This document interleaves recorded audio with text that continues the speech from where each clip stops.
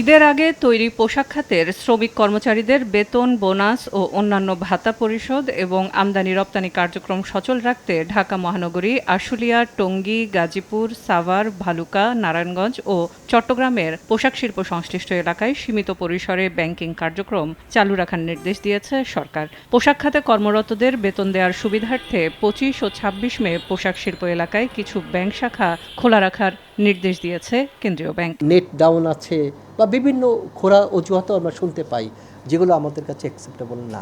ঈদের ছুটিতে ব্যক্তির লেনদেন স্বাভাবিক রাখতে এটিএম বুথে পর্যাপ্ত অর্থ রাখা, ব্যাংকের শাখায় নিরাপত্তা জোরদার, পেমেন্ট গেটওয়ে ও মোবাইল ব্যাংকিং ও কেনাকাটা সচল ও নিরবিচ্ছিন্ন রাখা, এজেন্ট ব্যাংকিং নিশ্চিত এবং সব ধরনের পরিশোধ সেবা সচল রাখতে ব্যাংকগুলোকে নির্দেশ কেন্দ্রীয় ব্যাংকের। আমরা মাঝে মাঝে দেখতে পাই যে কোনো এটিএম বুথে যে যান্ত্রিক ত্রুটি, এটিএম মেশিনটা ভালো না।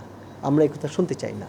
মেশিনগুলি সচল থাকতে হবে, মেশিনগুলোতে পর্যাপ্ত অর্থ থাকতে হবে এবং নিরাপত্তা যাতে বিঘ্নিত না হয় সেটাও সুনিশ্চিত করবে স্বস্ব ব্যাংক। পবিত্র ঈদুল আজহা উপলক্ষে সরকার ২৫ মে থেকে ৩১ মে পর্যন্ত টানা ৭ দিন সরকারি ছুটি ঘোষণা করেছে। এমন অবস্থায় বন্দর কার্যক্রম সচল, আন্তর্জাতিক আমদানি রপ্তানি ও জ্বালানি স্বাভাবিক রাখতে ব্যবসায়ীদের চাহিদা মোতাবেক বিশেষ অঞ্চল ভিত্তিক ব্যাংক শাখা খোলা রাখার সিদ্ধান্ত বাংলাদেশ ব্যাংকের।